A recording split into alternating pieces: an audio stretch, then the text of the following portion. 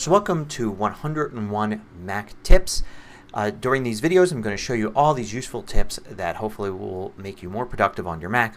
And I'm going to start off with some general tips, and then the other tutorials will be more topic based. But here let's just look at three general tips. One is context menus. What are context menus? Well, this is a context menu.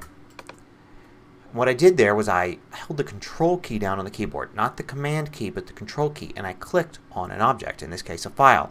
And I get all of these different commands and things I can do that are based on the context here. So in other words, this is stuff that has to do with a file. If, say, I was in a word processing document and I selected some text and I control clicked on it, I would get different things I can do because the context is that I have selected text. This is how you get to lots of functionality on your Mac. Sometimes you'll see something and say, I don't know how to do something I need to do with that object. Control click it. You can control click objects in almost any application and you'll come up with all these different things that you can do with that object. Now, control clicking is one way to do it. You can also go into System Preferences, and under Mouse there's something called a secondary click. And so I can set on the particular mouse I have for the right or left side to be a secondary click, or I can turn that off. Also on a trackpad you can also set secondary click, and you have options for tap with two fingers or the bottom right corner, bottom left corner. These will change depending upon which trackpad you have, or which, if you have a MacBook, the age of the trackpad. The older ones have less functionality than newer ones. So that's context menus, and it's something you should get used to using. Not only is it sometimes the only way to perform a task, but it's often the fastest and easiest way to do it. So the next thing I want to show you is printing to PDF. This is a universal thing. Anywhere you can print on the Mac you can create a PDF. Let me show you how. This is a text edit document, but it could be pages, it could be numbers, it could be Photoshop, whatever it is. I'm going to go and print, and in the print dialog box here I have this little thing at the bottom that says PDF. And I can hit Save as PDF, and this will create a PDF file of whatever it is. It could be a complex document with many pages and images, or it could be a simple piece of text like this. So if you need to send somebody a document, you can save it out as PDF, even if there is no export as PDF functionality in the app that you're using. Also handy is Open in Preview. You can use that, and then it opens up the document in preview, and you can save it as a PDF from there, or just use it as a way to preview what might be printed. But saving as PDF is something that every Mac user uses a lot once you learn that it's there.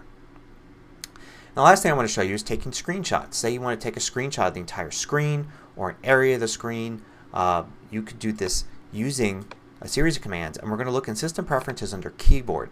And in Keyboard under Shortcuts you'll see Screenshots here on the left, and you'll see the 4 shortcuts for it. And the reason I want to point you to this instead of telling you what the commands are is a lot of people change these, and even if you changed them years ago it's going to remember it. So you can see here what they actually are for you. These are the defaults. Shift, Command, these are the shortcuts for Shift, the little up arrow. That's the shortcut. You'll see that on your keyboard as part of the Command key. And then 3 will save the picture of the screen as a file. Takes a screenshot.